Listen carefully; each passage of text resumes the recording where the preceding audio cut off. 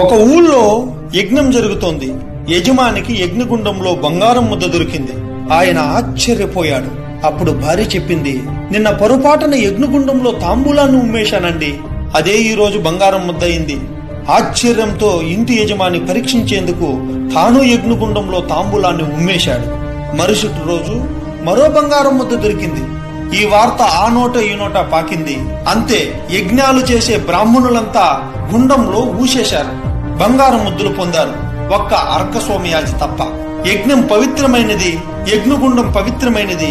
యజ్ఞం చేయడమే నా ధర్మం, నా కర్తవ్యం. బంగారం ముద్దులు వచ్చినా బ్రహ్మాండమే బద్దలైనా నేను అందులో ఉమ్మేసే ప్రసక్తే లేదన్నాడు ఆయన. ఊరంతా ధనవంతులయ్యారు, ఒక్క అర్కసోమయాజి తప్ప. ఆయన భార్యకి ఇది నచ్చలేదు. మనము ఉమ్మేద్దామండి, బంగారం పొందుదామని ఎంతో నచ్చజెప్పింది.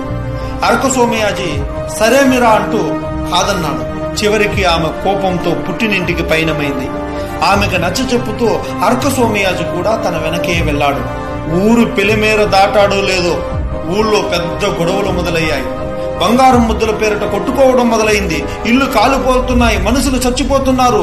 మొత్తం ఊరంతా బూడిదైపోయింది. ఒక్కరూ మిగల్లేదు, అర్కసోమయాజి, ఆయన భార్య తప్ప. అప్పుడే కలిపురుషుడు వారికి ఎదురు వచ్చాడు. ఇన్నాళ్ళు నువ్వున్నావనే ఊరిని వదిలేశా. ఊరంతా బంగారం ముద్దుల కోసం ధర్మం తప్పినా నువ్వు నీ కుటుంబం ధర్మం పాటించింది. అందుకే నువ్వు ఊళ్ళో ఉన్నంతసేపు ఊరిని ముట్టుకోలేదు. నువ్వు ఊరు వదిలేయగానే నా పనిని నేను చేసి ధర్మహీనులను ధ్వంసం చేశాను అన్నాడు కలిపురుషుడు. ధర్మం తప్పని వాడు ఎప్పుడూ విజేతే. ధర్మం ఆచరించే వారికి చిన్న చిన్న ఇబ్బందులు ఎదురైనప్పుడు అది చూసి కొందరు మూర్ఖులు నవ్వుతూ హేళన చేస్తూ రాక్షసానందం పొందుతారు గాని చివరకు ధర్మమే గెలుస్తుంది. ధర్మో రక్షిత రక్షితః. ధర్మాన్ని నువ్వు రక్షిస్తే ఆ ధర్మమే నిన్ను రక్షిస్తుంది. జై హింద్.